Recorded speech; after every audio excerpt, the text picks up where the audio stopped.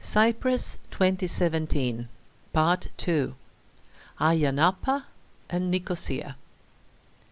After a couple of days of this leisurely walk around Larnaca, we decided to start moving, and the first destination of our choice was Ayia Napa, or Ayia Napa as it is written.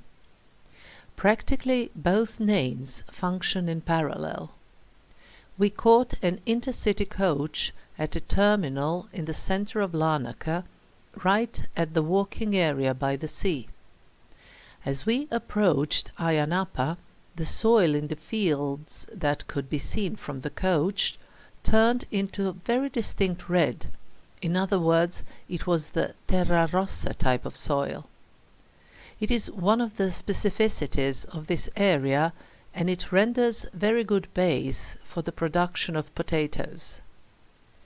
Ayia Napa itself used to be a small fisherman's village, and then with the general development of tourism, someone decided to turn the village into a tourist place. And so it was done. Today it mostly consists of a large number of hotels, restaurants, cafes, nightclubs and everything else that is provided to contemporary tourists. Still, where we got off the coach there is a wonderful monastery, and we immediately went to see it. The monastery is dedicated to Our Lady of the Forests, and it is surrounded by high stone walls. In front of its south entrance, there is a huge sycamore tree, which is said to be 600 years old. Regardless of its age, it is a truly impressive tree that provides a good shade. The monastery church originates from the 16th century, and it is very interesting. From the outside, it appears as churches usually do, but its interior is partially underground, has an irregular ground plan, and extends from a natural rock that exists there. The yard is stunning, and as this was a day in the low tourist season, everything appeared serene and harmonious, as it should. Why do I emphasize this? Well, because right around the small square at the north entrance into the monastery there is a large number of cafes and nightclubs. I can only imagine what it all looks like in the middle of a high season. The strength of dedication of the monks who live here must be very great indeed. Following our visit to the monastery, we headed in the direction that led us out of Ayia Napa, but towards the coast. In order to get where we were going, we passed through urban parts of the place. Ayia Napa seemed like a ghost town. We didn't meet almost anybody, and the only people, in fact, whom we more or less regularly passed were workers who were engaged in renovation or repair of numerous hotels between which ran the street we were on. After a while we left the town and headed along a paved path that stretched by the sea. The path is rather long, a few kilometers, and it leads in the direction of Cape Greco. We went this way with a desire to reach the National Forest Park, Cavo Greco.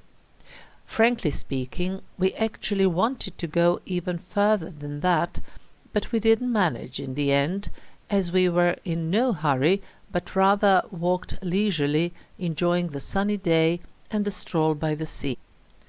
I truly enjoy the walk by the sea.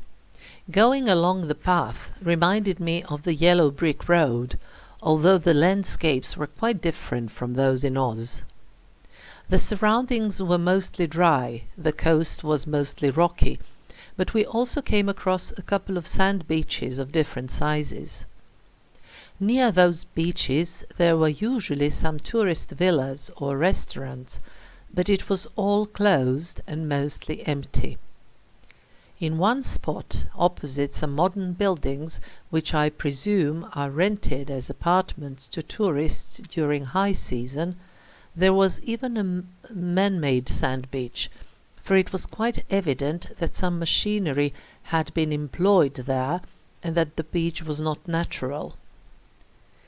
The biggest beach in this section is the Limnara beach.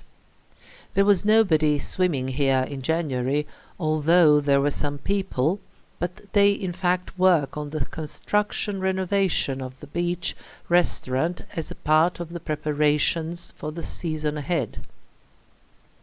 At this point we were quite ready for a coffee break, but there was nothing open, so we just kept on walking. Soon after the Limnara beach, the path ended, and there we had a section where we walked over sharp stones and low rocks. We had ordinary walking shoes on, not hiking boots, so we were worried about twisting an ankle, but it all went well in the end. And not only that it went well, but it was really worth it. We came across a viewpoint with majestic cliffs carved by erosion and the sea, which in few places had a beautiful turquoise color due to the reflection of the sand in that part. There were also a couple of benches, so we could make a nice little break, and I truly enjoyed the view. Following this short break, we moved on, reached an asphalt road and headed towards the National Forest Park. And we came there, but there were no information boards, and we didn't know where exactly we were and which way to go, while the day was getting close to its end. So we weren't ready to get into nature following some random walking paths in order not to get lost or get too much off the road, for we had to go back. For this reason, we decided to give up further hiking and to start heading back towards Ayia Napa, with the hope that we'd manage to get some kind of transportation. Along the way, we also passed by a very interesting tree that grows some 10 meters off the road.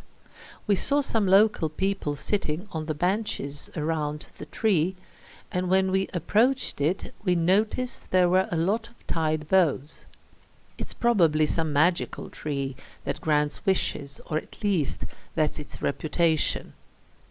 We sat down on one of those benches, and as we started to talk about what to do next, we saw a local bus coming our way, so we ran quickly to the road. There was no stop there, but the driver kindly halted, and thus we got to Ayia Napa, where soon after we also caught a coach to Larnaca. The next on our sightseeing list was Nicosia, the capital of Cyprus. When one goes to Nicosia, either by car or by coach, it is important to bear in mind two names that are used, both Nicosia and Lefkosia, which in fact is the Greek name. The aim of our visit was to do the sightseeing of the old part of the city. It was quite sunny that day, and yet it was rather cold because the streets are narrow and the sun rays cannot penetrate well and heat up the space between buildings. That is certainly ideal during summer when it is very hot, but during winter it may be problematic for some of us who craved warmth. Still, we solved the problem by making frequent breaks at cafes that had heaters, and then we could get warm. First we went along the pedestrian street, and thus we came to the border crossing, that is, to the demarcation line between the Republic of Cyprus and the Turkish Republic of North Cyprus. It was then that we realized the border crossing was open, and that it had not even occurred to us to take our passports for the day.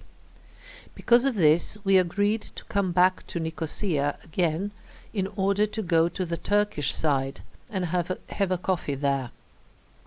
This whole coffee thing had turned into a serious habit by then.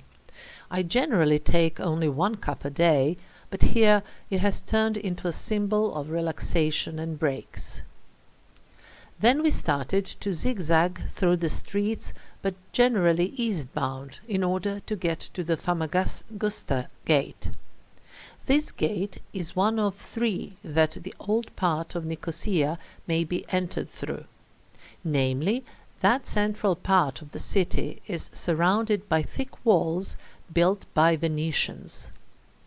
During our walk we came across some very beautiful houses, while some others were a little decayed, but we also passed a large wire gate that fenced off a completely demolished part of the city, where today there is probably a narrow space of no man's land. The turbulent history of Cyprus and the disagreements that existed between the Greek and the Turkish populations reached their peak in 1974, when Turkey invaded the north part of the island, with an explanation that it was done in order to protect the Turkish population in Cyprus. And when this happened, there was an armed conflict that lasted for a few weeks. Since then, the island has been divided, and that is perhaps the most visible right here in Nicosia. As one passes through some parts of the Greek side, it is easy to notice the high minarets of the Selimiye Mosque that is located in the Turkish part of the city. Afterwards, we also went to the 17th century St. John's Cathedral, and this whole area is very pretty.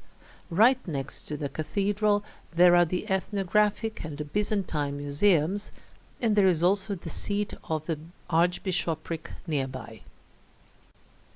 Not far from this part of the city we came across a cute little square with the Omeriye Hammam, and there we saw a lovely cafe lit by the afternoon sun. But by this time we had already had too many coffees and were in no mood for a break. Instead, we returned to the pedestrian zone and then left the walled part of the city and went to the Cyprus Museum.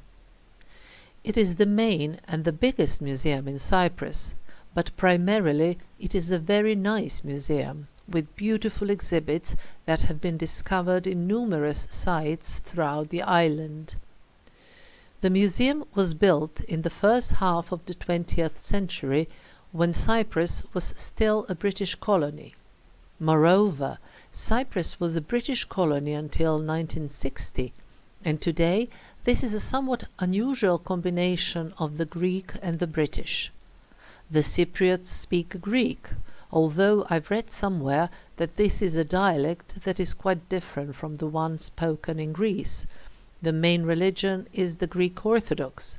They always vote for Greece in the Eurovision Song Contest, but they drive on the left-hand side and have a lot of roundabouts. After the visit to the museum and enjoying the artifacts exhibited there, we walked for a little while more, and then we returned to Larnaca.